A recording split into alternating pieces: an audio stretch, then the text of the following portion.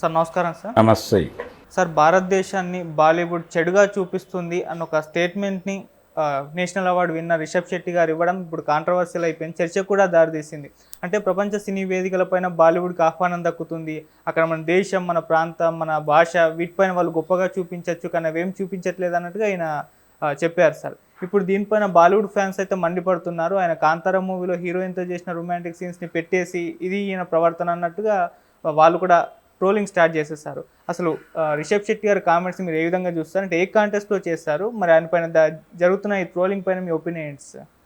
అంటే బాలీవుడ్ వర్సెస్ అంటే south industry అని కనుక అనుకుంటే ఇదేదో బాలీవుడ్ వర్సెస్ శాండల్వుడ్ మాత్రమే కాదు, సౌత్ సినిమా మీద బాలీవుడ్కి వివక్ష ఉందా అనే దాని మీద ఒక డిస్కషన్ జరుగుతోంది. ఓకే, దానికి ఒక ప్రధానమైనటువంటి భూమిక ఏమిటంటే ప్రభాస్ మీద ఈ మధ్య ఒక బాలీవుడ్ నటుడు సర్క్యూట్ క్యారెక్టర్ చేసిన ఏటీఎం క్యారెక్టర్, ఆ క్యారెక్టర్ల ద్వారా పేరు ప్రఖ్యాతులు సంపాదించినటువంటి అందరి దగ్గర అభిమానులను సంపాదించుకున్నటువంటి నటుడు ప్రభాస్ మీద చేసినటువంటి కామెంట్స్ అంటే కల్కీలో అతని జోకర్లా అనిపించాడు. అంటే క్యారెక్టర్ని క్రిటిసైజ్ చేశాడా, నేరుగా ప్రభాస్ను క్రిటిసైజ్ చేశాడా అనేది క్లారిటీ లేదు. ఆయన మార్జిన్ తీసుకునే మాట్లాడాడు.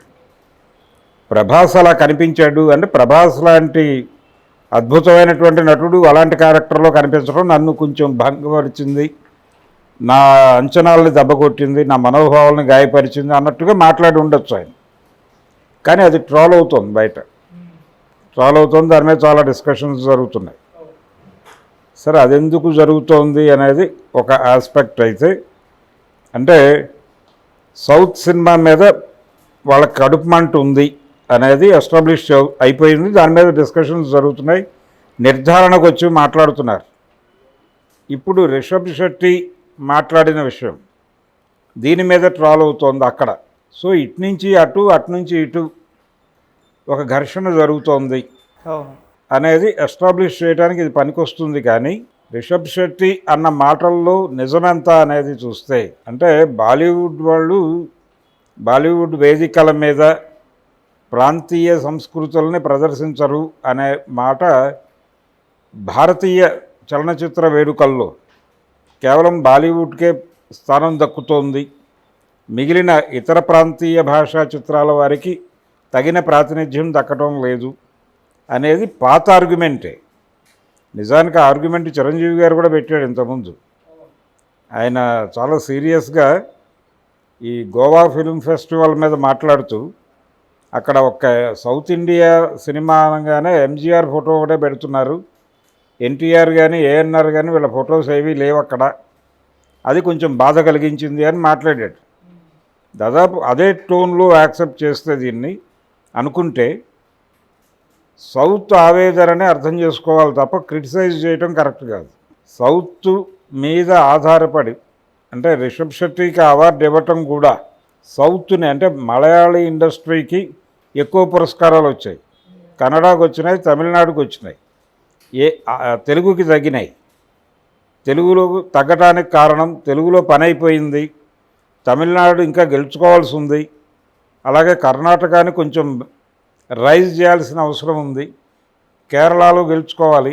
దీనిలో భాగంగానే వాళ్ళు తెలుగు రాష్ట్రాలని పక్కన పెట్టేసి మిగిలిన 3 రాష్ట్రాలకి అవార్డులు ఇచ్చి సౌత్ని గౌరవంగా చూసామనేటువంటి ఒక అభిప్రాయాన్ని కొట్టేశారు. ఏది ఎన్డీఏ ప్రభుత్వం మన ఇచ్చినటువంటి జాతీయ పురస్కారాల్లో ఈ కర్ణాటకకి ప్రాధాన్యత ఇవ్వటం అనే దానిలో భాగంగా రిషబ్ శెట్టికి ఈ కాంతారా పురస్కారం దక్కింది. కాంతారా అనేది ఆయన యాక్చువల్గా బీజేపీ మనిషి, రిషబ్ శెట్టి బీజేపీ మనిషి, ఆ సినిమా కూడా బీజేపీ ధోరణిలో వెళ్ళే సినిమానే. అంటే అటవీ సంపద ఆ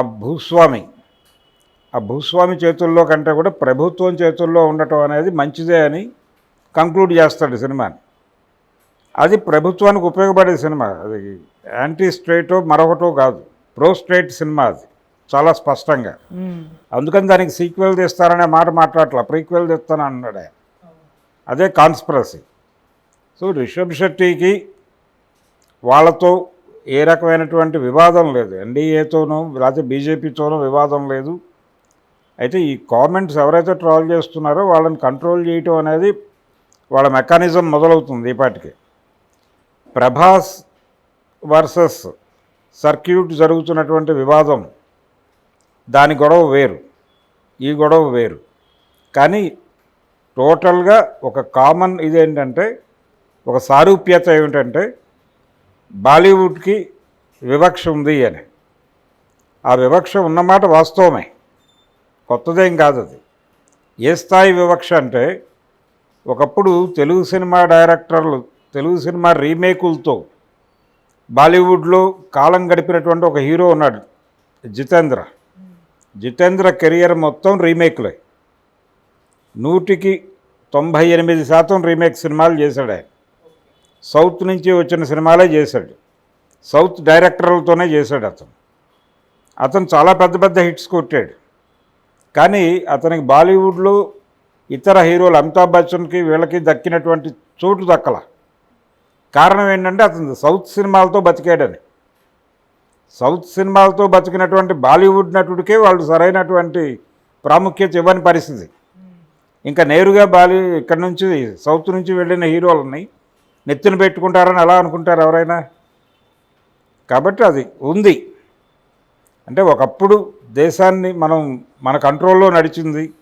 ఇప్పుడు నెమ్మదిగా కర్ణాటక శాండల్వుడ్ కూడా ఇప్పుడు రూల్ చేస్తుంది కదా, ఓ రకంగా టాలీవుడ్ నుంచి రూల్ చేస్తున్నారు. ఇవన్నీ వాళ్ళ దృష్టిలో ఉన్నాయి, కొంత కోపం ఉంది, చిరాకు ఉంది, దాని తాలూకా ప్రభావం ఉంది. కాబట్టి ఇది ఏదో అనుకోకుండా జరుగుతున్నాయి ఈ పనులన్నీ. ప్రభాస్ని ఆయన కామెంట్ చేయటం, రిషబ్ శెట్టి మీద వాళ్ళు దాడి చేయటం, ఇదంతా ఏదో అనుకోకుండా జరుగుతోంది అని అనుకోనక్కర్లేదు. ఒక చిరాకు ఉంది, ఆ చిరాకును ప్రదర్శిస్తున్నారు. ఇప్పుడు ఆయన ఉత్తమ నటుడిగా ఎంపిక అయ్యాడు. ఉత్తమ నటుడిగా రిషబ్ శెట్టి ఎంపిక కావటం ఇబ్బంది కలిగించినటువంటి వాళ్ళు ఎవరన్నా అక్కడ రైజ్ అయ్యి దీన్ని ఇష్యూ చేసి ఉండొచ్చు.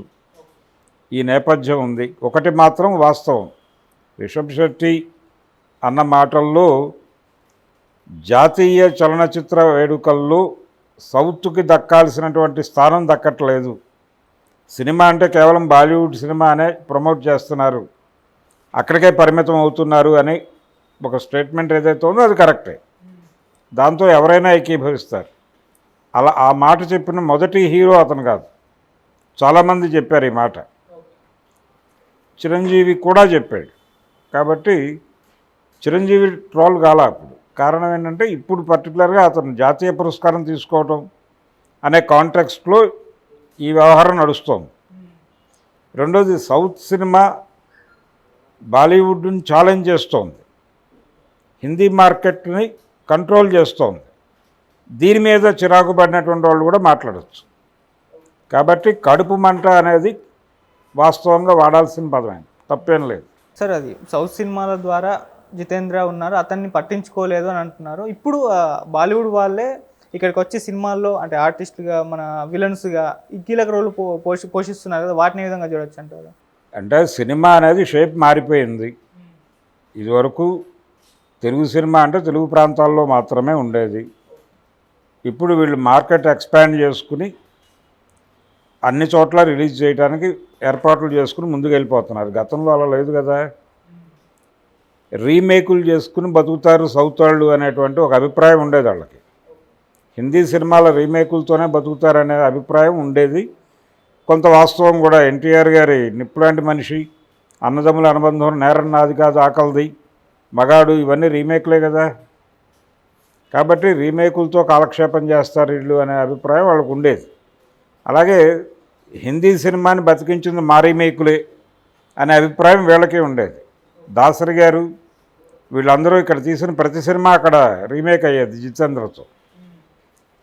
ఇది ఒక ధోరణి నడిచేది. అంటే ఇప్పుడేంటి, మార్కెట్ విస్తరించింది, వీళ్ళు అక్కడికి పెరిగారు. ఇప్పుడు ప్రతి ఒక్కళ్ళు బాలీవుడ్ సినిమాలు కూడా సౌత్ ఆడియన్స్ని అట్రాక్ట్ చేయడానికి ఏం చేయాలని ప్రత్యేకంగా పరిశోధనలు చేస్తున్నారు. వాళ్ళు కూడా వీళ్ళకి రోల్స్ ఇస్తున్నారు. అలాగే ఇక్కడ డైరెక్టర్లకు ప్రాధాన్యత ఇస్తున్నారు. సందీప్ వంగ హాట్ ప్రాపర్టీ కదా ఇప్పుడు. అలాగే ప్రశాంత్ నీలు అతని వైపు చూస్తున్నారు. రాజమౌళితో సినిమా కమిట్ అయితే బాగుంటుందని చాలామంది అనుకుంటున్నారు. అలాగే ఇప్పుడు మొన్న కల్కి తీసినటువంటి నాగశ్విన్కి కూడా ఒక క్రేజ్ ఏర్పడింది అక్కడ. ఇది రియాలిటీ. ఇప్పుడు అమీర్ ఖాన్ కూడా లోకేష్ కనకరాజుతో సినిమా చేయడానికి సిద్ధపడుతున్నాడు అనే వార్త చూసాం కదా. అట్లీతో మొన్నే షారుఖ్ ఖాన్ చేస్తున్నాడు కదా. ఇంకో సౌత్ ఇండియన్ డైరెక్టర్ కోసం చూస్తున్నాడు ఆయన. కాబట్టి ఆ సరిహద్దులు చెరిగిపోతున్నాయి. ఈ సరిహద్దులు చెరిగిపోతున్న టైంలో ఇక్కడ ఆర్టిస్టులు అక్కడ చేస్తున్నారు, అక్కడ ఆర్టిస్టులు ఇక్కడ చేస్తున్నారు, అక్కడ ఆర్టిస్టులు ఇక్కడ చేయటం పట్ల ఇక్కడ కొంతమంది కోపం వస్తుంది. పరభాష నటులను పట్టుకొచ్చేస్తున్నారని కోట శ్రీనివాసరావు గారు చిరాకు పడ్డాడు కదా ఆ మధ్య. ఆ చిరాకు ఇక్కడ ఉంటుంది, అక్కడ కూడా ఉంటుంది. అవును. సినిమాని మార్కెట్ చేసుకోవడం కోసం రకరకాల ప్రాంతాల వాళ్ళని అకామిడేట్ చేస్తున్నారు సినిమాలు. ఇది తెలుగు సినిమాలోనూ జరుగుతోంది, హిందీ సినిమాలోనూ జరుగుతోంది, ఈ ప్రతి చోట జరుగుతోంది. ఇక్కడ అక్కడ అని లేదు. ఇప్పుడు హాలీవుడ్ సినిమాల్లో కూడా తెలుగు వాళ్ళని తీసుకోవచ్చు. ఆల్రెడీ చర్చలు జరుగుతున్నాయి కదా మార్వెల్ సిరీస్కి. ఇక్కడ నుంచి ధనుష్ వెళ్తాడని, తర్వాత ఒక హాలీవుడ్ సినిమాలో రామ్ చరణ్కి అవకాశం ఇవ్వడానికి ప్రయత్నాలు జరుగుతున్నాయని, ఎన్టీఆర్ కూడా ఒక హాలీవుడ్ సినిమా ప్రయత్నాల్లో ఉన్నాడని, ఇవన్నీ వింటున్నాం కదా మనం. నిజం కూడా కావచ్చు. ఇప్పుడు సినిమా అనేది గతంలో లాగా లో budget cinema, high budget cinema, star cinema, non star cinema, చిన్న సినిమా ఇలాంటి డివిజన్స్ లేవు. ఇప్పుడు 3 divisions: local market cinema, pan India cinema, world market cinema. ఈ 3 డివిజన్స్లోనే సినిమా ఉండాలి. లోకల్ మార్కెట్ సినిమాలో లోకల్ నటులు ఉంటారు. పాన్ ఇండియా మార్కెట్లో వెళ్ళేటువంటి సినిమాలో అన్ని భాషల నటులు ఉండొచ్చు. వరల్డ్ మార్కెట్ని టార్గెట్ చేసే సినిమాలో హాలీవుడ్ నటులు కూడా ఉండొచ్చు. అది condition. Okay sir, thank you so much sir. Thank you.